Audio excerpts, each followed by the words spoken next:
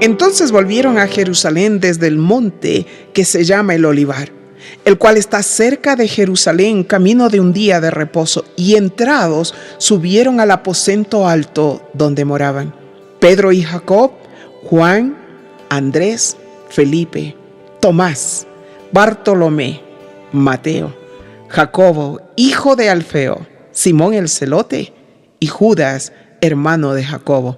Todos estos perseveraban unánimes en oración y ruego con las mujeres y con María, la madre de Jesús, y con sus hermanos. Está este relato bíblico en el libro de Hechos, capítulo 1, versículo 12 al 14. Sean todos muy bienvenidos a este segmento de bendición, Puentes de Luz. Que el Señor en esta mañana nos bendiga, que el Señor en esta mañana nos llene de su gracia, que el Señor en esta mañana nos otorgue su favor. Aleluya. En estos versículos encontramos 4 puntos importantes, los cuales vale la pena resaltar. Primero, el camino de un día de reposo. Segundo, el aposento alto. Tercero, la cantidad de los discípulos que habían. Y el cuarto, estar unánimes. El camino de un día de reposo era la distancia permitida por la costumbre judía para viajar.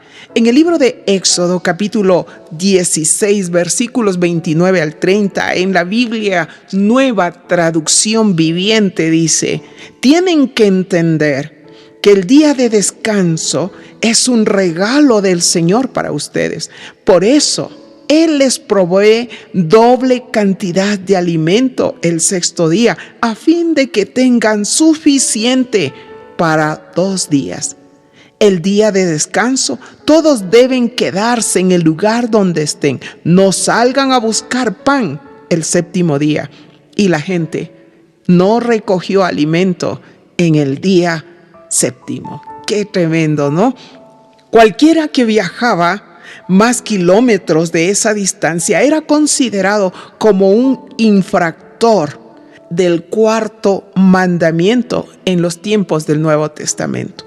El 4º mandamiento nos da a respetar al padre y a la madre, a obedecerlos en todo lo que no es pecado y asistirles en sus necesidades espirituales y temporales. Y nos prohíbe ofenderlos de palabra, de obra o de cualquier otro modo, dice el libro de Éxodo, capítulo 20, versículo 12.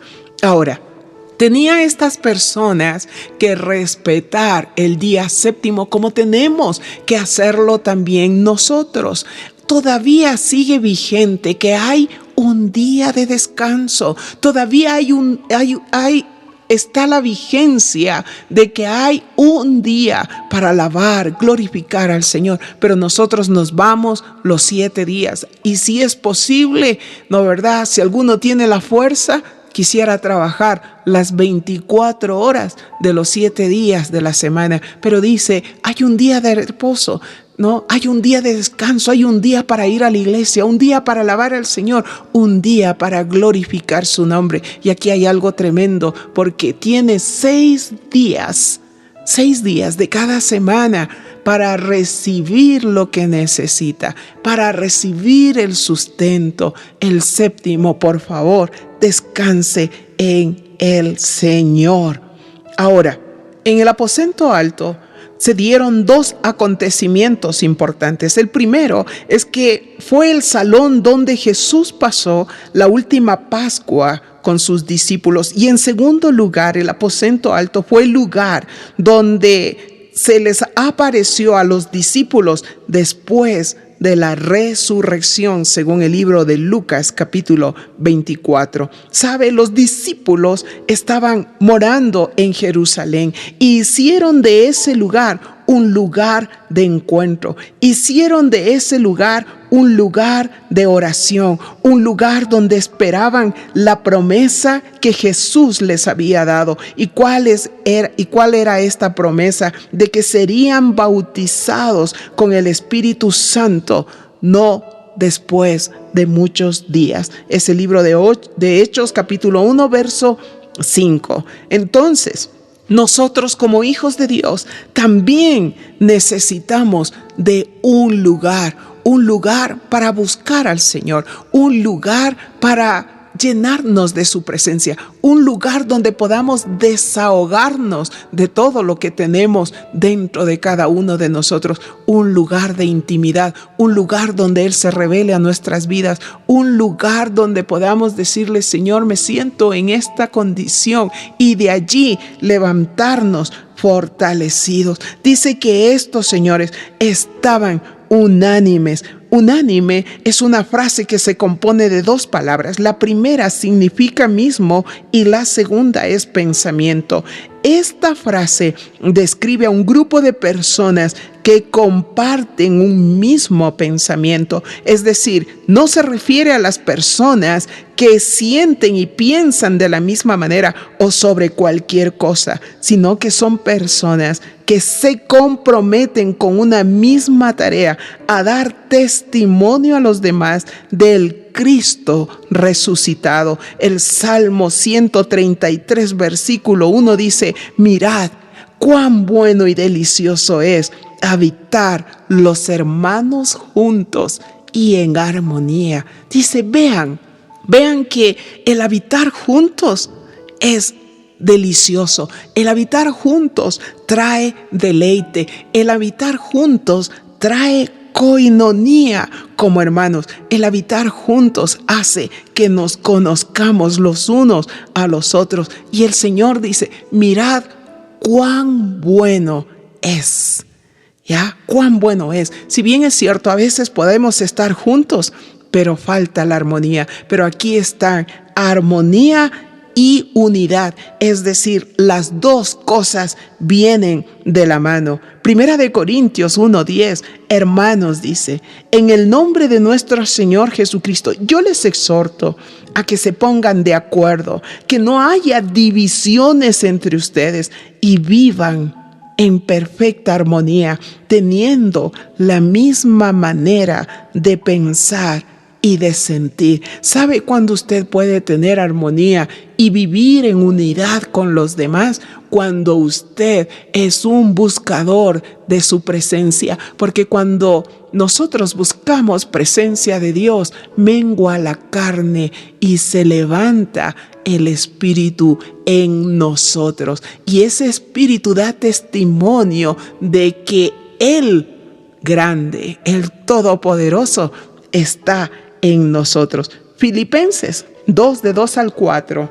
Completad mi gozo, sintiendo lo mismo, teniendo el mismo amor, unánimes, sintiendo una misma cosa. Nada hagáis por contienda, nada hagáis por vanagloria, antes bien con humildad, estimando cada uno a los demás como superiores a él mismo, no mirando cada uno por lo suyo propio, sino cada cual también por lo de los otros. Si nosotros vamos a ser puentes de luz, necesitamos estar unidos. Si nosotros vamos a ser puentes de luz para que otros pasen, para que otros dejen la oscuridad, necesitamos, ¿no verdad? No ser superiores el uno al otro, sino, dice la palabra, estar juntos con humildad. Es decir, si el otro sabe más, no importa, yo me uno a ti porque quiero a mi hermano levantar.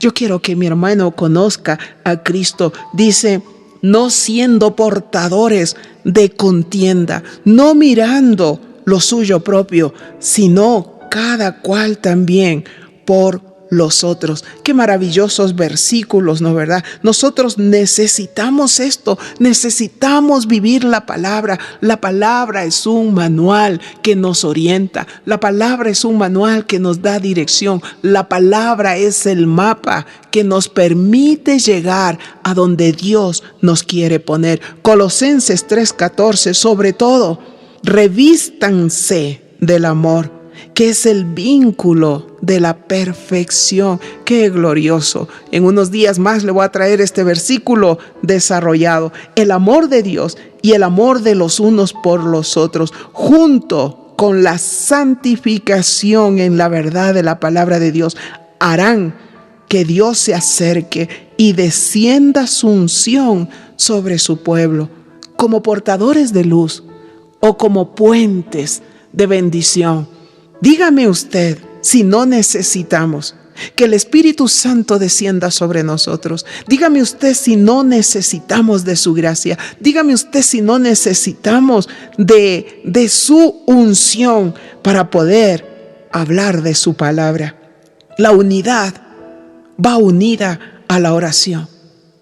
La unidad y la oración son dos claves secretas para la bendición.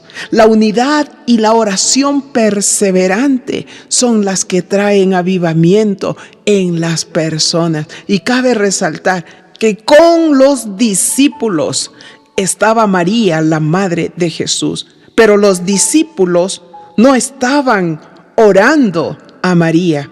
Ella estaba con ellos recibiendo al Espíritu Santo, dice Gálatas 5, 22, 23. Cuando el Espíritu Santo está en una persona, el fruto del Espíritu se manifiesta en ella. ¿Y qué es lo que se manifiesta? Se manifiesta el amor, se manifiesta el gozo, la paz, la longanimidad, se manifiesta la benignidad, bondad, fe, mansedumbre, templanza. Es decir, se manifiesta el fruto del Espíritu Santo en aquellos que buscan al Señor. Todo esto necesitamos amor como puentes de luz para poder llevar la palabra del Señor. Necesitamos tener gozo para poder animar a otros, para poder decir que Cristo cambió nuestro lamento en baile. Necesitamos llevar paz para aquellos que viven